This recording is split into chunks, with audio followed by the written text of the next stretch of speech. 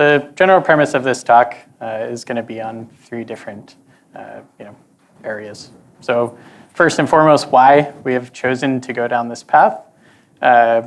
Secondly, the evolution of our journey as we go down the path. And third, the learnings that we're gathering as we do it, far outside of the implementation itself or a simplistic Boolean. So first and foremost, why? And to actually understand why we're doing this, you first have to understand the company, the layout, the general pain points that we have as a data foundations team across both Okta and my colleagues in Auth0. So on the Okta side, the company started in 2009. Auth0 started 2013. There's a lot of legacy data systems. There's a lot of a lot. And anything that we can do to kind of dig ourselves out of the legacy while setting ourselves up very well for the future is something we're going to do. Hey, Andrew. So small decisions in these environments compound quickly. So again, big company, 6,000 people across the 2. And when an engineer makes a happy little accident on the negative side or saves a bunch of money on the positive side, it doesn't seem like much initially, right? It's like a cost consideration. It might spend a little bit more money than an alternative. But in these environments, when something is put out there, when it's sitting in production, and when it gets multiplied, it becomes a bigger and bigger deal. Again, compounding very, very quickly. Becomes a way to do it, and now everybody's doing it, and it gets deployed across every AWS region in the world. It has an access control layer that is highly bifurcated over the top of it. It has different governance controls. It has security mandates and vuln management mandates contractually to customers. And it just becomes very, very untenable very quickly. You split across clouds, or you set up entire new POPs, or whatever. And this happens all day, every day. But conversely, while this is on the negative side, the positive side is if you can save $5 locally, that cost savings compounds very, very quickly, and it adds up to a very large number. So the second reason why, and this is kind of things that we have in the back of our mind at all times, like how do we save time? Whether it's KTLO, whether it's development time, whether it's time to production from development or time through QA, or any time savings, again, adds up very quickly. How do we make ourselves go faster? How do we make the systems go faster? How do our customer queries go faster, et cetera, et cetera? And how do we do this while reducing risk, not bloating it, or reducing our vulnerability profiles? And finally, how do we simply be more cost efficient? So within this, the rest of the talk will kind of be predicated on these things. The principles that we use, the lens that we look through, is any sprawl reduction, do it. Like if we can cut out systems, do it. If we can reduce systems, do it. Obviously, taking a database system and putting it into a process is kind of a big deal. A second bullet point here is look at the systems, evaluate what they're good at, what they're not so good at, and use them for what they're good at, and move forward. So external dependencies, the more you can minimize these, the better. Otherwise you're in a world of KTLO and open source contributions. Vulnerability surface, again, a huge deal. Both of these companies have very clear adjacencies to the world of security. And if we're vulnerable, that means our customers are vulnerable. It's a problem. So to start with kind of our process for going down this path, right? We're looking at this and we're like, we have a whole lot of sprawl. We have a whole lot of systems. We don't have enough engineers. We can't hire fast enough. We can't, if decisions aren't made, we're going to be very stuck and very sad. So the kind of evolutionary journey of OLAP in embedded environments. We'll start with the primordial and end with the posture problems. First and foremost, how does DuckDB get into a environment in general? At least in our environment, and I'm sure that plenty of people have experienced a very similar thing. It's like some curious engineer looking to look at some data and not deal with database systems, not deal with this, not deal with that, do it locally. Computers are pretty powerful these days. It ultimately, it's like some person in a corner, occasionally myself. And humans are pretty social creatures. They're like, hey, check this out. I can put tables in a small database file and share it over Slack like Excel has been done for decades, or email, or whatever. Not to say it's ideal, but it's very fast and very easy and very cool to be able to do this. Pack a bunch of data into tables, keep data types, referential constraints or at least suggestions, et cetera. Pretty cool. Send to Andrew over Slack, in fact. And then you realize, you don't have to put data in these things. They can effectively be pointers to external systems or references in S3, like a view, or Amazon S3 tables more recently, Postgres databases, HTTP APIs, et cetera. And this is a pretty powerful thing. It becomes a little embedded catalog for all of the data assets that you have laying all over the place. Pretty cool. So, we're doing all this in-house, tossing aggregates back and forth. Hey, this is pretty cool, but the system, I've learned very quickly, has a lot of capability to cut time, interview cycles.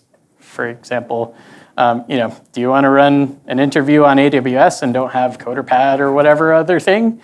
You got to set a database up with a VPC that's isolated outside of all your stuff, and then set up the networking and make sure it's publicly available, accessible, and set up RDS. But you don't want to keep it up. You just want to keep it up for the interview. Create the tables, load the tables, ensure pSQL is installed on a interviewee's machine, or you can tell them, hey, make sure you come to this interview with DuckDB installed, and give them this SQL statement that chomps Cambridge, Massachusetts GIS data and creates a table of historic places that they can explore and answer questions like, what street is the most historical in Cambridge, Massachusetts? Mass Ave. So really powerful, right? This is interesting. I just saved myself hours of interview prep, or just fiddling with resources that may or may not be used long term, and I turned it into a one-liner in a embedded database. So presented very similar talk last year at Data Council, and it was entirely around this kind of point of the evolutionary journey that we're on. So if you can share data very quickly, if you can reference external sources or create a catalog, if you can run very local, stateless, obviously, data transformation workloads or normalization workloads, I'm pretty sure you can do stateless enrichment with it as well. So this is a diagram I put up last year. Really cool. You can run DuckDB and Lambdas and have it scale way up and scale way down, and it doesn't cost you money. But you can also do this and use external sources of enrichment, right? You can join this incoming S3. So data lands in S3, gets sucked into a DuckDB invocation in a Lambda in this case, and then you can join to external HTTP APIs or external Postgres databases, or again, S3 tables, and then slam it into your data lake downstream. Really cool. This turns a Flink cluster, if you're only interested in stateless workloads, into this little serverless thing or otherwise, right? You can do this a lot of different ways. Pretty useful. Another thing I didn't get into last year and has only increased in like feasibility since. This is 30 lines of Python, 3 dependencies, DuckDB, PyIceberg, PyArrow. And if you have data in a DuckDB database, it's like literally, 7 maybe lines after you load the catalog, load the iceberg table, and pop open a connection to DuckDB to suck the entire contents of a table out as a record batch, iteratively, of course, and use the iceberg append API to toss it into iceberg. So this is literally 30 lines to get tables from a DuckDB database into S3 tables. It's really cool, highly recommend. So when you're running stateless workloads, in this case, effectively event-driven batch processing or microbatch or whatever, depending on how big these files are, obviously your engineering mind goes, why can't I do this with Kafka or other sources? And that's what colleagues within Auth0 have done with SQL Flow. Kind of cool, fun, definitely a really fun project at leveraging Arrow, leveraging DuckDB, and leveraging all of the really cool stuff that makes this go vroom. So I'm not going to speak about this too long, but it's really, really cool. And the answer is you can absolutely run these workloads using Kafka as a source instead of a file ending in S3. All right. So we've talked about upstream of the data warehouse. We've talked about just local stuff. But this is a really interesting continuation, again, of this journey. So once upon a time, had a data warehouse, running workloads into it, ingest workloads, transformation workloads, reporting workloads. In this case, I sit firmly in the product org at Okta, and administrative dashboards in product in Okta are all backed by a data warehouse. Now, just like we just discussed on those incoming, pre-transform, enrichment, normalization, whatever, workloads, shoving data outbound to an S3-based data lake before going into the data warehouse, like that cuts a lot of costs. It cuts all of those transformation costs out. It staggers them according to proportional spend in AWS environments. There's just like a ton of reasons to do this. It scales to 0. It scales infinitely up and infinitely down, and it's really cool. But once that problem or challenge or bottleneck has been fixed, the bottleneck is very clearly, going out of the data warehouse. So if we have a stampede of customers that log in every morning and check all their, reports, administrative reports, whatever, quickly, if you don't want to pay a premium for concurrency, if you want to be slim with your resourcing, then there is often read side concurrency problems, timeouts, sitting in the queue forever, on and on and on. And this is one of our major explorations more recently. Is like S3 has been serving static assets for a very long time, very successfully. Can we do this? There's 5, 6 more ways within at least Snowflake as the data warehouse to throw files back into S3. And then you can effectively service unlimited concurrency workloads there.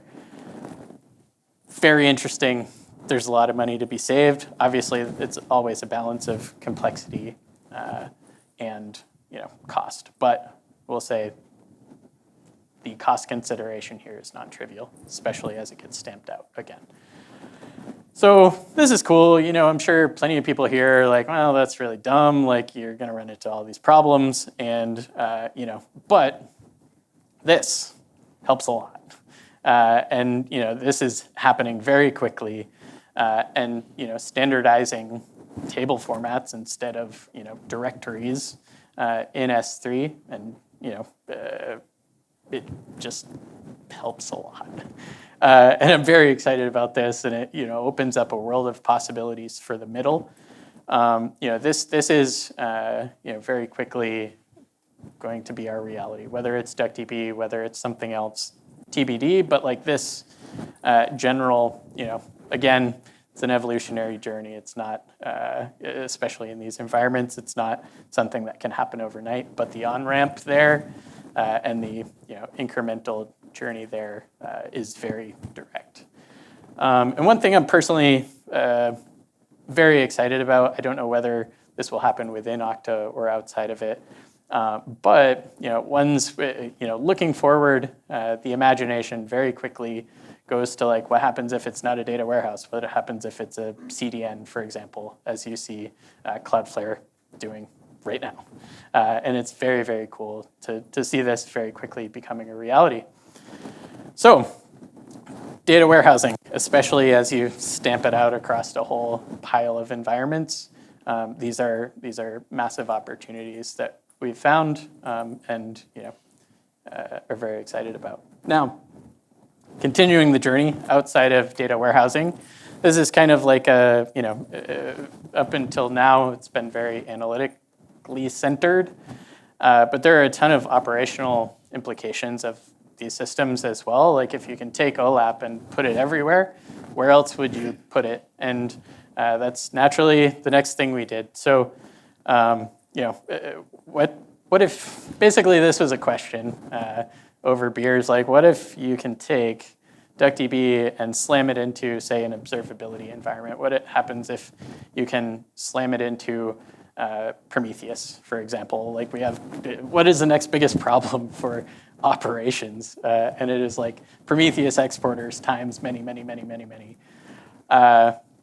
So kind of a journey there, but a very quickly exciting one. So if anybody here is unfamiliar with Prometheus, it's basically this big server that goes and scrapes stuff from Prometheus targets or exporters. The exporters are system dependent, so you have a MySQL exporter, you have a Postgres exporter, you have an Elasticsearch exporter, you have on and on and on. And these exporters are very, again, system dependent. It's a 1-to-1 ratio in many cases, with a small exception. For ephemeral stuff, you have push gateways that just get scraped again by the Prometheus server. You have an HTTP server that handles your metrics, it handles alert manager stuff, et cetera. And this is just from the documentation. This is the list of Prometheus exporters. They absolutely do not fit on this page. It's scrolling and scrolling. Again, 1-to-1. So say we have MySQL in an environment, say we have Postgres in an environment, say we have Elasticsearch in an environment, there will be 3 Prometheus exporters here. Well, based on what we've learned about enriching stuff, about data sharing, about slamming references to external catalogs in this little embedded database thing, you can very easily do stuff like this. So take the looking at what database companies have done increasingly over the past 1 to 2 years, looking at what Snowflake kind of kicked off over a decade ago, splitting these things out and like bolting on APIs to database engines to external storage. It's like a kind of interesting idea, and we basically took it to our Prometheus environment. And Prometheus exporters also have this like very long tail. So there's like really good ones, and then there's like pretty good ones, and then there's like a long tail of data sources, kind of like Snowflake, right? The Snowflake, it's very hard to get Snowflake metrics into a Prometheus environment where all the other operational metrics are. This was an easy way. This was actually first for sucking metrics out of Snowflake, which we'll see in a second, but it just like worked way better than we expected. And we did some fun operation, like keeping it very simple and obvious for the ops people of like, package management system that is, where each package is effectively YAML that's like, here's the macro, here are the sources. Do you create views? Do you refresh this on a cadence? Do you materialize it? Do you not? Do you just push it out? Do you, keep it local?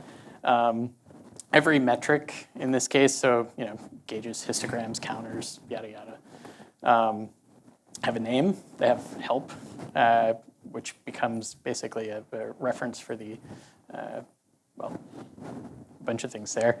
Whether or not to run it, when an HTTP request comes in, it just like stampedes all these, SQL statements against both these pre-materialized things running in your exporter as well as external things. Really fiddly, not so fiddly. It's more just like DevX or kind of niceties here, like passing through variables to packages. Global variables is a very hard thing to do with a very large Prometheus environment. Metric prefixes, so like, load this package, but prefix it snowflake underscore QA or whatever. Works really well. So, very simplistically, like if we had, 9 Prometheus exporters against these 3 different databases, we now have 3, 1 per, which also equates to like 1 HTTP request instead of 3 per environment. It equates to, a lot of just general operational overhead cut out of the equation. So this is an example. It's just running locally, but like, metric prefix, snowflake underscore, average query duration seconds, a whole bunch of different effective dimensions, bless you. And then, the associated metric here. Really cool thing about this is it's extremely fast. And, obviously this is local again, but this is also a lot of data, and it's like, 140 milliseconds to query this. So what have we learned? I feel like I'm blowing through this, but that's okay. Arrow, like Arrow all of the things tomorrow. If you don't know what Arrow is, learn. If you do know what Arrow is, use it. If you're using it heavily, you're awesome, thank you. So, in my mind at this point, like embedding OLAP all over the place ultimately is like opening up these really interesting conversations, really interesting questions of like, is this architecture way more complicated than it needs to be? And like, what if we shuffled and, located customer data in its own pile instead of all together? Yeah, well, the answer is yes, usually, especially in these environments where they've kind of grown organically, they've taken on their shape organically, and it's prompting like really useful conversations around that. Like, the performance is incredible. There's a lot of good data processing stuff that this is prompting. So, first and foremost, rethinking architecture. This, to be speculated or, discussed or debated, but, more often than not, if you're looking for a single source of truth, it's going to be at the source. It's a derivative of the truth after that in many cases. If you can get it at it in the source, if you don't have to shuffle it 7 AWS accounts downstream, if you don't have to drop it on the floor accidentally and not have visibility into that, you're probably better off doing that. Very, very similar to the first point, like, do we really need this architecture? Can we slim it down? Can we trim it? Can we lay out our data a little better? Can we do things local instead of remote? George's talk yesterday was really interesting. It very clearly hints at maybe not.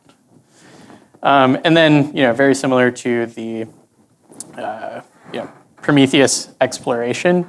There are so many ecosystems that like you can flip some things here, keep the API, and open up really interesting capabilities with its effort, of course, but without incurring too much cost, and in many cases saving a lot of costs, saving op complexity, saving bifurcated kind of mental models, on and on and on. So that's all I got. That's pretty much it.